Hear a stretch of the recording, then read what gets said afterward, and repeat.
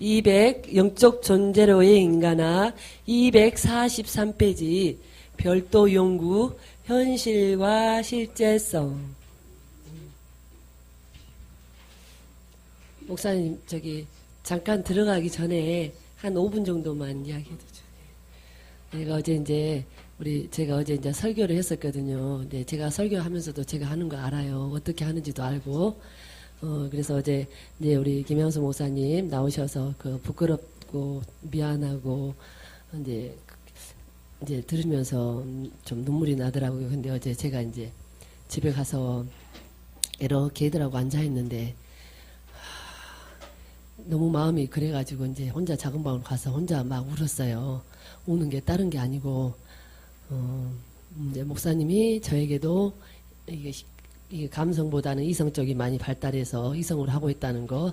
그래서 그거를 며칠 전에도 제가 한번 들었기 때문에 그 부분을 이제 들으면 자기가 그 숙제를 풀어야 됩니다, 우리가. 들려지는 거에 대해서 나한테 깨달아지면은 숙제를 풀어야 됩니다. 그죠?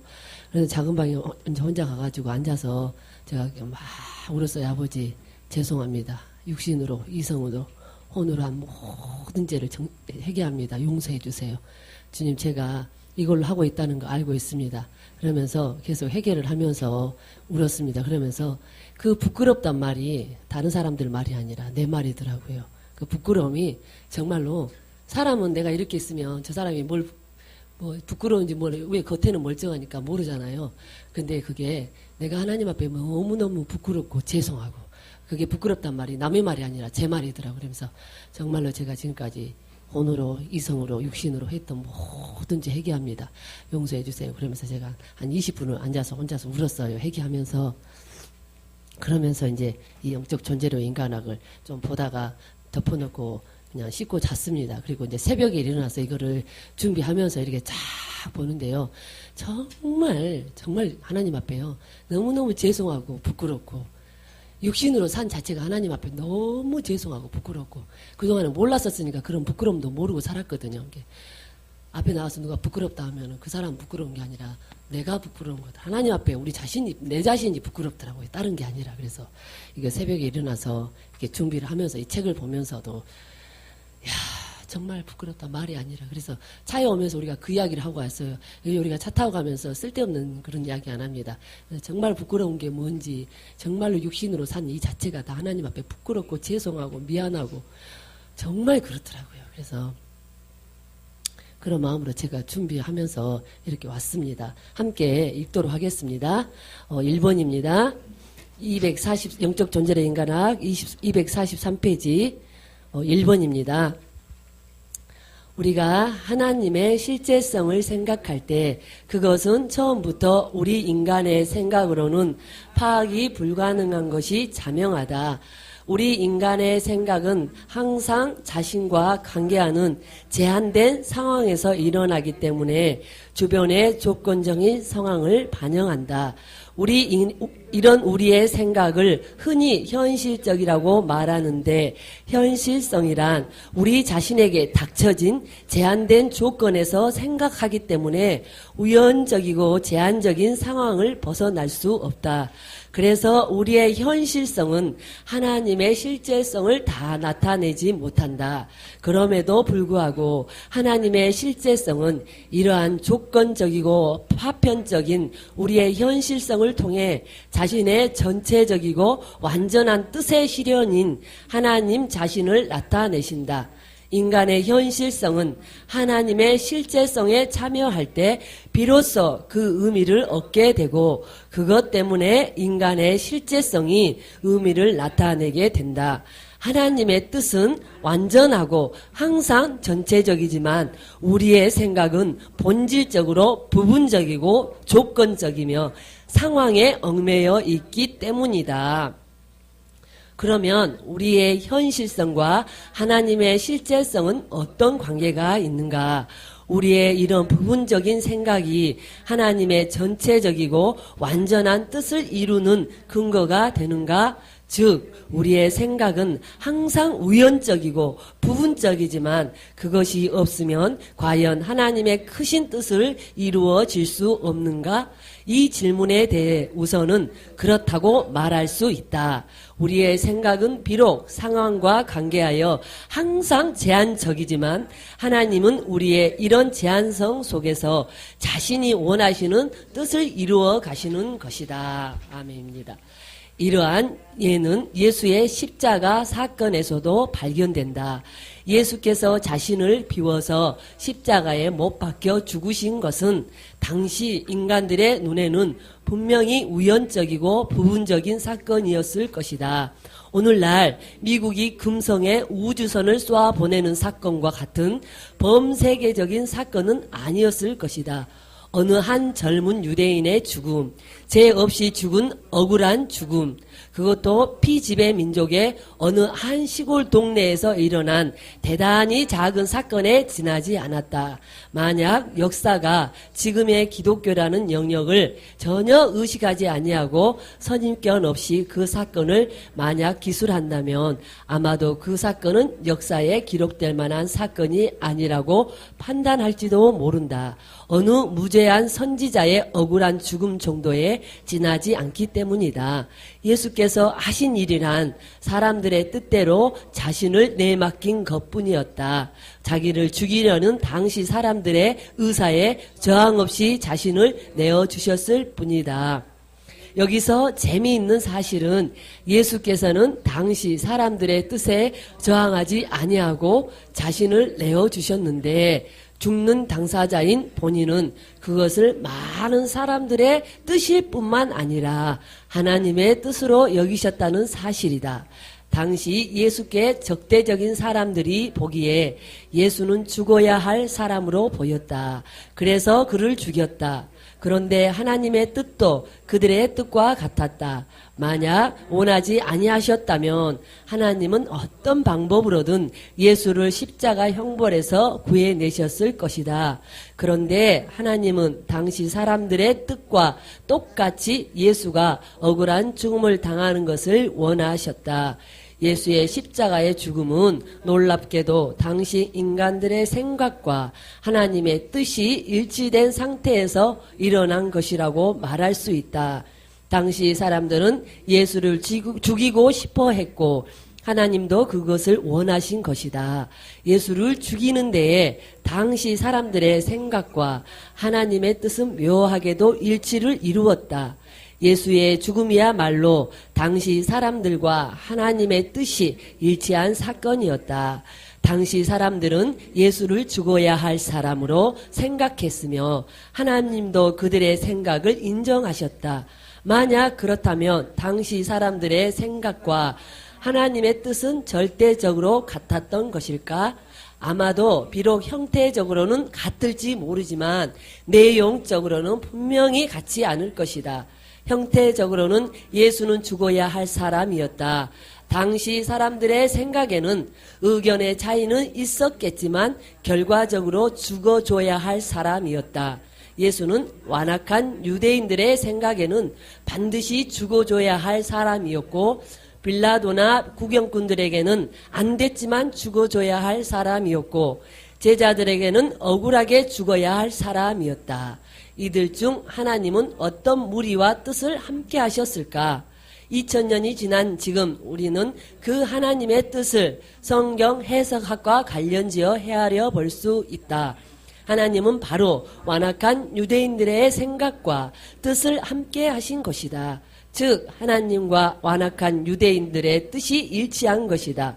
예수는 반드시 죽어야 할 사람이었다. 그래서 하나님은 그들을 십자가에 달려 죽게 하셨고 유대인들은 그를 죽였다. 예, 참 재미있는 얘기예요.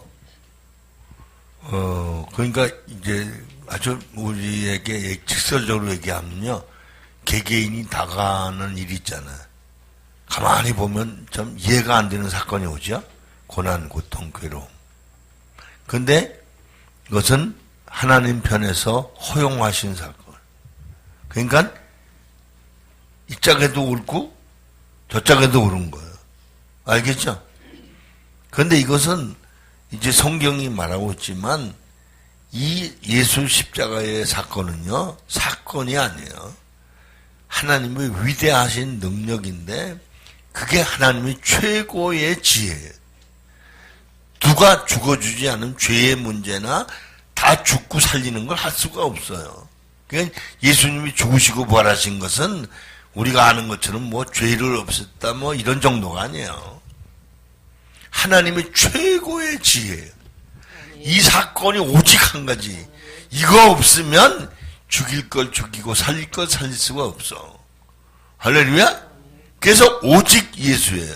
그러니까 십자가를 우리의 연약한 부분을 처리하는 그런 정도가 아니에요. 할렐루야? 이걸 모르니까 십자가가 우리의 도움 준 거로 오해하는데 그게 아니야. 십자가가 나를 살린 거예요. 할렐루야? 그러니까 이건 뭐 보통 문제가 아니에요. 알겠죠? 그러니까 이거 이제 외형적인 얘기는 기가 막힌 설명이잖아요. 그래서 성경적으로 볼 때 이게 그 예수님이 바로 하나님의 지혜라고 그랬잖아요. 예수님이 하나님 지혜라는 말은 육신을 입고 보내신 것도 죽으신 것도 부활하신 것도 이게 하나님의 최고의 지혜입니다. 할렐루야. 그러니 그 놀라운 지혜대로 우리도 함께 죽고 함께 살아서 진리로 살지 않으면 그 생명에 이를 수가 없는 거예요. 할렐루야. 2번 함께 읽도록 하겠습니다. 우리는 여기서 완악한 유대인들의 생각이 사실은 하나님 뜻과 일치하지 않았느냐는 질문을 던질 수 있다. 유대인들의 생각이야말로 바로 하나님의 뜻이 아니었던가? 그래서 예수를 죽인 것은 완악한 유대인들이지만 사실 그 배후에는 하나님이 계셨던 것이다. 더 정확하게 말한다면 예수를 십자가에 매단 것은 완악한 유대인들이었지만 예수를 죽인 것은 바로 하나님 자신인 것이다. 이는 역사의 아이러니가 아닐 수 없다. 하나님께서 완악한 유대인들과 뜻을 같이 하신 것이다. 그래서 우리는 잠정적으로 이렇게 정리해 볼 수 있다. 당시 완악한 유대인들의 그러한 생각은 바로 하나님의 뜻을 이룬 것이라고 할 수 있다. 하나님은 완악한 유대인들의 생각을 통해 당신의 구원사적인 역사를 창조하신 것이다. 그러면 질문을 바꾸어 이렇게 물어본다면 어떨까? 하나님의 뜻은 완악한 유대인들의 생각과 일치하는가? 완악한 유대인들의 생각이 하나님의 뜻이었다고 한다면 반대로 하나님의 뜻은 과연 완악한 유대인들의 생각인가? 우리는 단호히 그렇지 않다고 말할 수 있다. 만약 그렇다면 하나님은 우리에게 악한 하나님이 되고 말 것이다. 예수의 죽음에 대하여 완악한 유대인들의 생각은 하나님의 뜻이었다. 그러나 완악한 그 유대인들의 생각이 바로 하나님의 뜻이냐고 묻는다면 그렇지 않다는 묘한 대답이 나온다. 인간의 생각은 늘 자기의 제한된 유익과 관련이 있기 때문에 항상 조건적이다. 그 조건적인 유대인들의 생각대로 예수는 죽었지만 그 결과 하나님은 모든 인간들이 믿음으로 구원받는다는 구원사의 도리를 창조하셨다. 유대인들은 자기의 유익을 위해 예수를 죽였지만 하나님의 뜻은 그 죽음을 온 인류의 죄악을 용서하시기 위한 죽음으로 사용하셨다. 그래서 십자가 사건이야말로 인간의 악이 하나님의 선한 뜻과 우연적으로 일치한 사건, 즉 인간의 악이 하나님의 선을 이루시는데 우연적인 도구가 된 사건이었다. 당시에 유대인들은 자기들의 유익을 위해 예수를 죽였지만 하나님은 죄인을 위해 예수를 죽이셨다. 하나님은 죄인들을 예수 안에서 믿음으로 살리기 위해 그를 죽이신 것이다. 그래서 유대인의 생각은 우연적으로 하나님과 일치하지만 그렇다고 그것이 곧 하나님의 생각이라고 할 수는 없다. 인간의 생각은 항상 유익을 따라가며 항상 부분적이지만 하나님의 뜻은 언제나 전체적이시다. 그것을 우리는 섭리라고 부를 수 있다. 그래서 비록 완악한 유대인들의 생각이 하나님의 뜻과 현실적으로 일치했지만 그 유대인들은 사실 하나님의 뜻을 전혀 모르고 있다. 즉 그들은 하나님의 섭리를 몰랐던 것이다. 오직 그들 자신의 유익에 쫓아 행한 생각일 뿐이었다. 그러면 하나님의 섭리라고 하는 하나님의 뜻을 우리 인간은 전혀 알 수 없는가? 그럴지도 모른다. 적어도 완악한 유대인들의 생각으로는 절대로 알 수 없게 되어 있다. 자신들의 유익을 위해 행위하는 하나님의 뜻을 결코 알 수 없다. 즉 우리 자신의 유익을 가지고 생각하는 한 우리는 하나님의 뜻, 즉 전체를 이루시는 하나님의 뜻을 전혀 감지하지 못한다. 쉽게 말해 내가 나의 것을 고집하는 한 나는 하나님의 뜻을 알 수 없는 것이다. 아멘. 네, 이제 크게 두 가지만 제가 말씀을 드리면, 걔가 이거 미제금 얘기 많이 했잖아요. 그러니까 그게 뭐냐 하면 하나님이 저를 진리를 가르쳐주고 깨달아 알게 하고 진리로 살 수 있는 훈련을 시키는 훈련 파트너로 그분을 붙여준 것을 나중에 알게 돼요. 할렐루야. 그 말은 여러분 각자에게 주어진 모든 환경, 조건, 사건, 대인관계, 물질관계 이것저것잖아요. 모든 게 하나님께서 목적이 있으셔서 의도가 있어서 즉 섭리가 있어서 우리에게 허락하신 사건이에요. 그러니까 깊은 단계에 들어가면 그게 감사한 거예요. 제가 이런 고백한 적이 있어요. 제가 이제 인천에 어떤 큰 교회 가서 부흥회를 하게 돼서 새로 짓고 얼마 안 됐어요. 근데 제가 이제 들으신 분이 거기서 강의하고 이제 그런 것 때문에 제가 초빙을 받아가지고 가서 그 부흥회를 인도하는데 그 교회 목사님이 그래요. 거기 이제 호텔에 나를 숙식을 하게 하는 게 아니라 교회에 아주 그 서재가 아주 넓고 아주 깨끗하고 좋아요. 거기다 이제 침실을 마련해 주면서 죄송하다 그러더라. 근데 제가 이제 정릉에서 개척교회 하면서 조그만 반평짜리 팔 피면 양쪽에 닿아요. 팔다리를 쭉 펴면 머리 발이 다. 그런 골방에서 제가 살았는데 거기 가서 그 얘기를 들으면서 하나님이 미리 예비하셔서 그런 골방에 살게 하신 게 얼마나 감사하지. 왜? 그 내가 좋은 데 살았으면 난 무시해 그럴 텐데 그런 환경에서 감사할 수 있게 돼서 그렇게 나를 예비하신 하나님께 너무 감사해서 내가 울먹이면서 감사하며 기도했다. 고맙다. 무슨 말인지 알겠죠? 이게 하나님 섭리야. 그러니까 과거에 뭐 이랬고 저랬고 그거 신경 쓸 수가 없어. 그것까지 감사해야 돼. 그게 개인적으로 우리를 괴롭게 하는 사람 있잖아요. 그래서 하나님이 나보고 그래. 야, 내가 그들 마음을 강팍하게 해. 그러니까 내가 좀 열나던 거 있잖아요. 종교적인 감정으로 참아주던 것이 싹 녹아버리는 거. 할렐루야. 그냥 모든 범사가 100% 하나님의 은혜와 섭리라는 걸 깨달으시고 감사함으로 감당하면 사람이 될 줄로 믿습니다. 우리 집사람 변화에 대한 얘기했죠?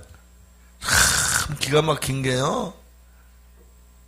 저보고 하나님 그러시더라고. 저번에 내가 지금 돈이 없어 못하는데 1,000만 원 빚졌어요 하나님을. 야, 네가 100% 사람이 됐다. 그 다음날 뒤집어서 사람이 되니까 사람하고 살라고. 할렐루야? 이게 그냥 누구의 변화가 아니야. 누가 은혜 받은 얘기 아니야. 아까 그 간증하신 최권사님이 조금 전에 전화가 왔어요. 막 울먹이면서. 들으셨어요? 전화 받으셨어요? 무슨 얘기냐면 집에 갔더니 남편한테 문자가 왔대요. 그 회사가 아주 그렇게 사장이 박해가지고 이 남편을 그렇게 홀대해서 아무 도움도 안 줬대요. 근데 뭐라고 문자가 왔냐면 그동안에 수고했다고 애썼다고 그러면서 1,000,000원을 넣어줬대. 그 전화가 왔더라고. 아까 밥 먹는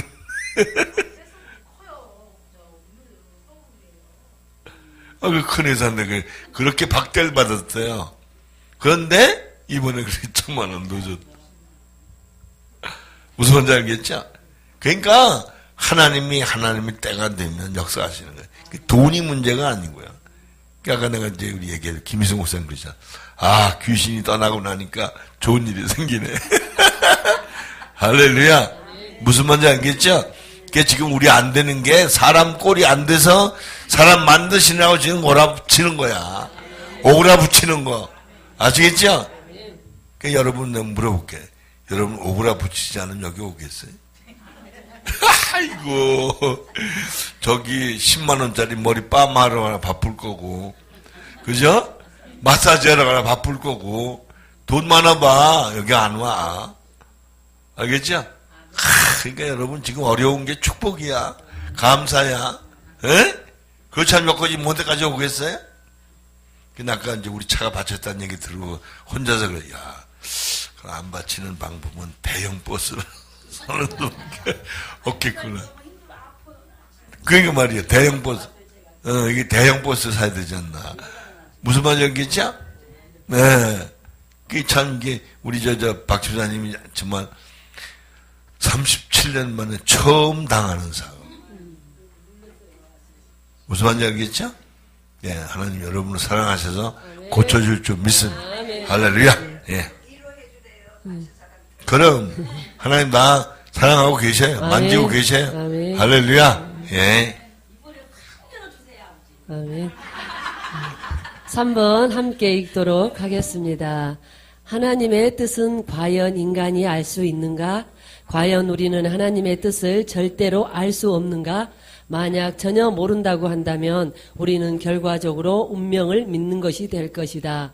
우리가 하나님의 뜻을 전혀 모른다고 가정한다면 우리는 하나님을 운명으로 믿을 수밖에 없다. 하나님은 우리에게 운명이 된다. 운명이란 우리가 하나님의 뜻을 모르는 신앙을 가지고 있다는 것을 뜻한다. 운명이란 계시의 하나님을 믿는 신앙이 아니라 알 수 없는 하나님을 믿는 신앙이다. 하나님의 뜻을 전혀 모른 채 하나님을 믿을 때 그것이 곧 운명이 된다. 즉 그것은 뜻이 없는 하나님이고 뜻이 없는 하나님이란 인간에게는 도저히 알 수 없는 불가사의한 어떤 능력으로 보여질 수밖에 없는 것이다. 하나님이 어떤 불가사의한 힘으로 나타난다면 인간에게 그것은 운명으로 보일 수밖에 없다. 그래서 뜻이 없는 하나님을 믿는 것은 곧 운명을 믿는 것과 동일한 일이다.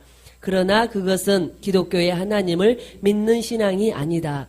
기독교의 믿음과 운명의 차이를 말한다면 하나님을 신뢰하는 신앙을 믿음이라고 할 때 하나님을 신뢰하지 않는 신앙을 운명이라고 할 수 있다. 운명도 일종의 신앙이다.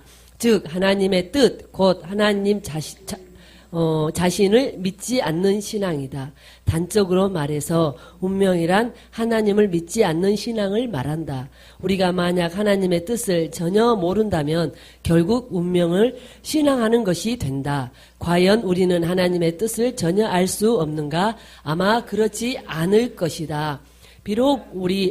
우리가 비록 하나님의 뜻을 전체적으로 다 알 수는 없다 하더라도 하나님의 뜻을 알 수 있는 길이 있다. 그 중 하나가 사랑이다. 예수가 죽음을 자신의 운명으로 여기지 아니하고 하나님 자신을 믿는 믿음으로 십자가를 지신 것은 사랑이었다. 예수께서는 사랑으로 비로소 자신을 죽이시려는 하나님의 뜻을 아신 것이다. 사랑으로 자신을 십자가에 매다시려는 아버지의 뜻을 안 것이다. 그래서 예수께서는 자신을 죽이려는 하나님의 뜻에 순종할 수 있었다. 예, 잠깐요. 그러니까 이걸 알아야 돼. 우리 운명적 신앙이 뭔지 아세요? 운명적 신앙. 여러분 사명, 소명, 달란트를 팔자로 알면 안 돼. 사명, 소명, 달란트는 그렇게 만들어 우리를 그 하나님 뜻대로 쓰신다는 얘기예요. 이건 운명이 아니에요. 이렇게 하는데 여러분이 무슨 문제 해결을 육신적인 입장에서 자기 욕망이 이루어지는 과정으로 믿는 건 그건 운명적 신앙. 그게 아니에요. 여러분 밭에다 씨를 뿌렸는데 그죠? 그 씨 뿌린 게 나서 열매 맺는 거지 그죠? 씨 뿌리기는 수박을 뿌렸는데 호박이 열려요? 아니거든. 그러니까 이런 얘기예요. 여러분 빨리 고칠 게 뭐냐면 하나님이 성경에 약속한 대로 함께 죽이고 함께 살려서 예수님처럼 거룩하게 만드는 게 아버지 뜻이구나. 이걸 알아야지. 겨우 잘 먹고 잘 살고 문제 해결되는 게 목적인 줄 착각하지 마세요. 아셨죠? 무슨 말인지 알겠어요? 그러니까 여러분 뭐 잘된 거 자랑하지 마라. 아무것도 아니에요. 나같은 무지랭이를 목사 만드신 것보다 기적이 세상에 어디 있어. 할렐루야? 그걸 얘기해야지. 너무 수량에 매여가지고 좋은 집 샀네, 좋은 데로 갔네, 좋은 차 샀네. 그게 문제가 아니에요. 알아들었죠? 그러니까 여러분이 영적으로 제대로 배워서 영적으로 제대로 변화되는 게 여러분 목표가 되어야 돼. 할렐루야? 헤매지 마세요. 알겠죠? 그러니까 성경이 말한 그 텍스트대로 변화 훈련돼야 돼. 그게 성경의 약속이니까. 그래서 죽으라는 거잖아, 하나님이. 내가 죽였다? 그게 여기 이제 예수님을 십자가에 못 박았다 하는 뜻이다 그러는데 이게 문제? 하나님이 최고의 기술이에요. 예수라는 분 죽이시고 살리는 이런 과정을 통해서 생명의 씨를 만들어 우리에게 영혼에게 한 영이 되게 만들어야만 그 하나님의 비밀이 이루어지는 거야. 할렐루야. 우린 부부가 사랑해서 사는 줄 알잖아요. 그죠? 그런데 하나님은 그 과정을 통해서 하나님의 자녀들을 출산시키는 거야. 할렐루야. 우린 뭐 아들 낳니 딸 낳니 뭐 이렇게 살잖아. 그게 문제가 아니야. 하나님이 세상을 유지시키는 거야. 할렐루야. 알겠죠? 그게 조불한 육신적인 생각으로 잘났니 몰랐니 똑똑하니 이거 따지실 거 없어. 하나님 이래도 쓰시고 저래도 쓰시고. 그리고 우리에게 사랑할 가족을 주시고 서로 위로할 수 있는 대상을 주신 게 얼마나 감사. 할렐루야. 아시겠죠? 달래 보이는 거예요. 우리 김 목사님 갑자기 28살이 돼서는 이쁜 게 아니야. 사람이 돼서 이쁜 거지. 할렐루야.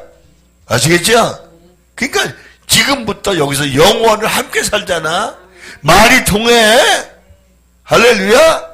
서로 대화가 통한다고. 이게 기가 막힌 거거든. 여러분 부부간에 대화가 안 통하면 답답하죠? 기가 막히게 말도 안 되고 말이야. 서로 다르거든. 이게 남성과 여성의 의식이 달라. 기가 막힌 거 바르게 안 해야 돼.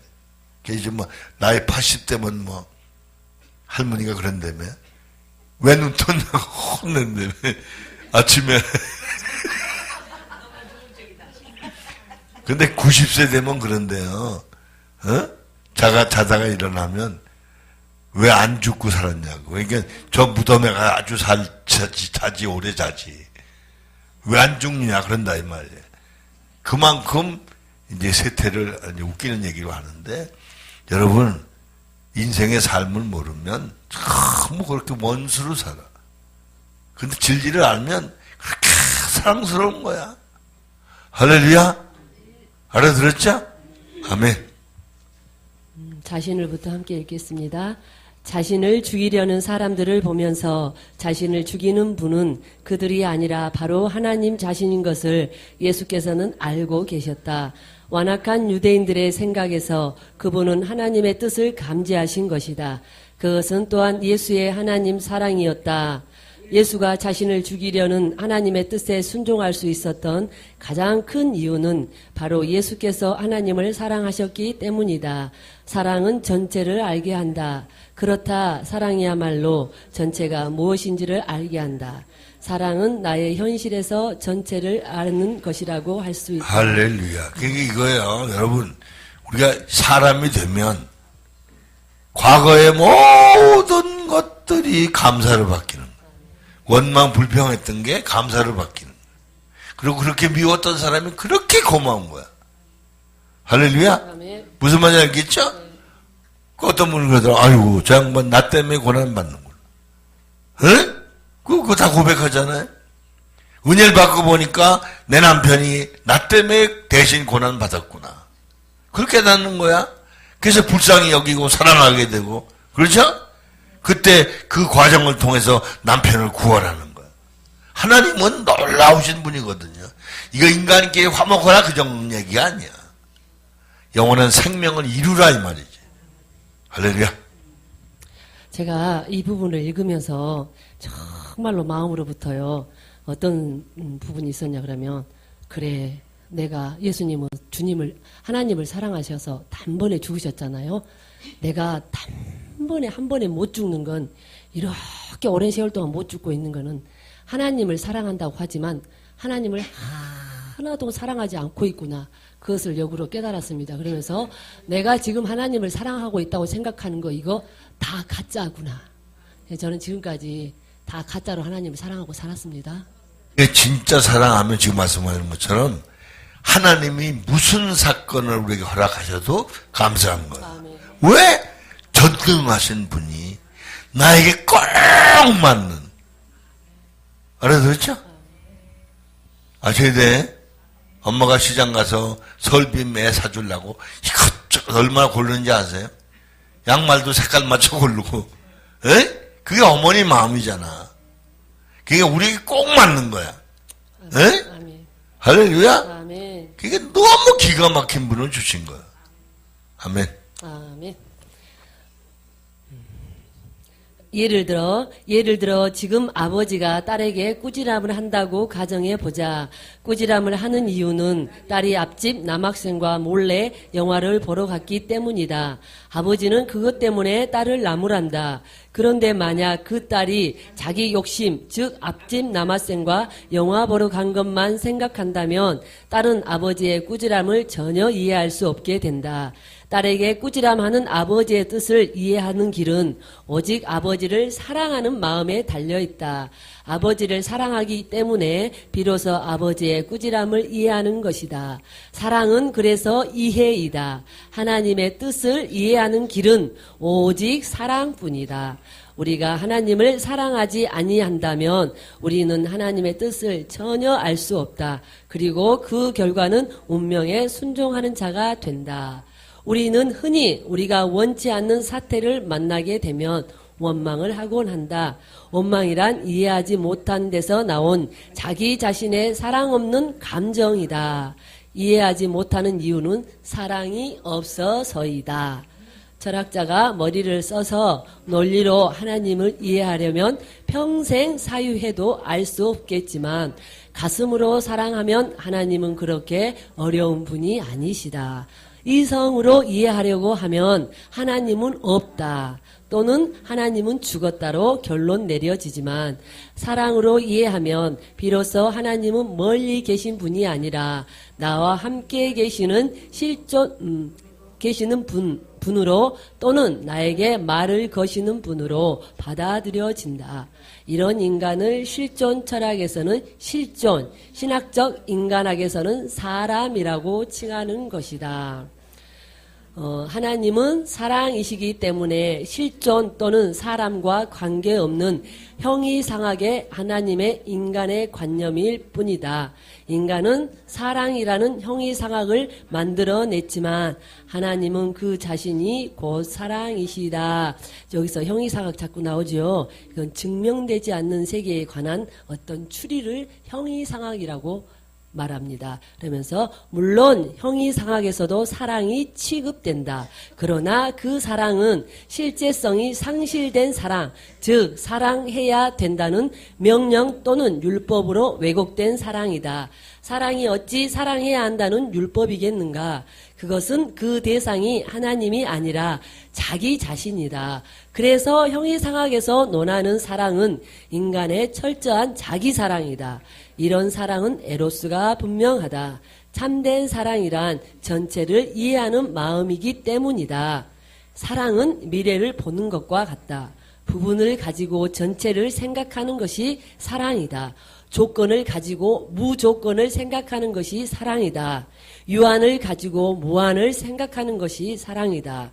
그래서 비록 인간의 자기 사랑이지만 형이상학도 역시 일종의 사랑이다.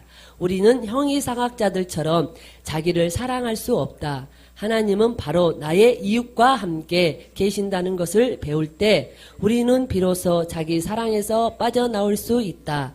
하나님의 뜻은 내 이웃이 내 곁에 있다는 사실에서 시작한다. 하나님은 사랑이지만 우리는 사랑이 아니다.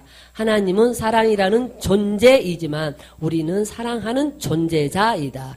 우리는 사랑하는 사람들일 뿐이다. 그래서 우리가 사랑하지 아니하면 우리는 불가피하게 사랑이라는 생각을 만들게 된다. 사랑이라는 생각이야말로 이웃을 사랑하지 않으면서 사랑을 꿈꾸는 인간의 자기 사랑의 표현일 것이다. 여기서도 하나님 사랑, 이웃 사랑. 그러니까 그게 틀린 말은 결코 아니라는 걸 증명해 주고 계시죠. 사랑은 생각이 아니다. 사랑은 사랑 그 자체일 뿐이다. 우리 머릿속에서 사랑이라는 생각을 쫓는다는 것은 우리가 사실은 이웃을 사랑하고 있지 않다는 증거이다. 내가 남을 사랑하고 있지 않기 때문에 사랑이라는 생각을 만들어내게 된다.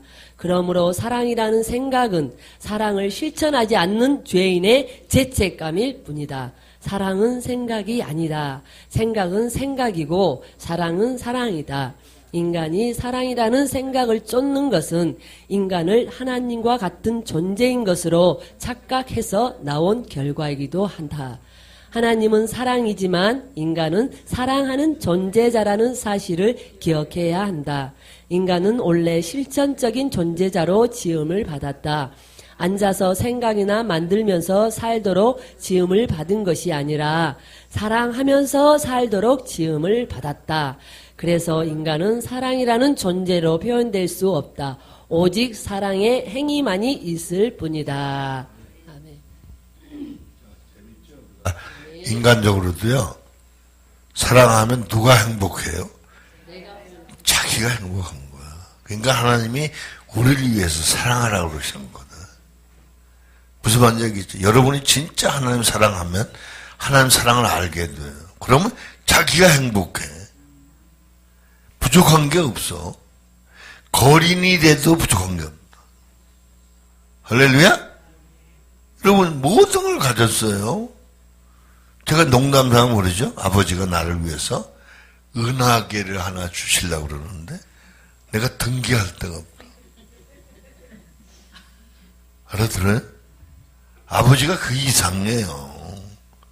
그걸 알면 이건 이제 인간적인 언어로 소유를 말할 수밖에 없어 얘기라는 건데 그 말은 하나님은 무한한 걸 주시는 거예요. 우린 유한한 걸로 측정하려고 그러거든.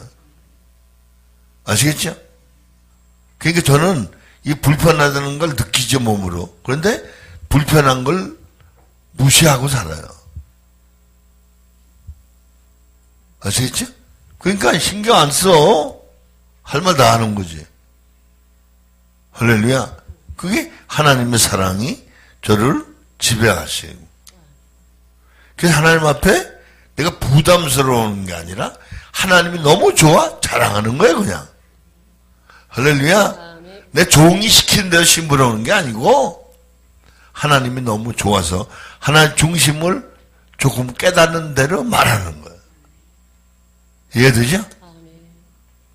그 이제 우리 장로님 선생님이 조금 전에 그러셔요. 다 개인적인 약속이 있어서 3시에 가시고 싶은 분이 많대요.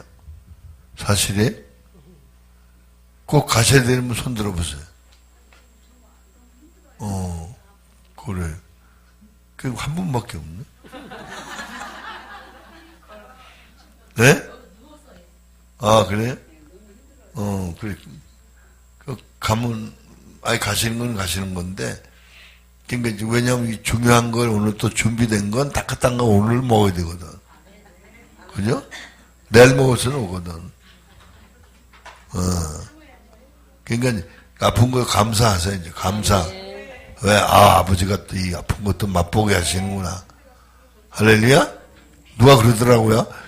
요 바로 옆에 입원실이 있다고. 알아들었죠? 다친 분이 그러더라고. 여기 입원실 있죠? 좋아하시더래. 알아들었죠? 우리가 먼저 터 닦아놨잖아. 그래, 할렐루야. 네.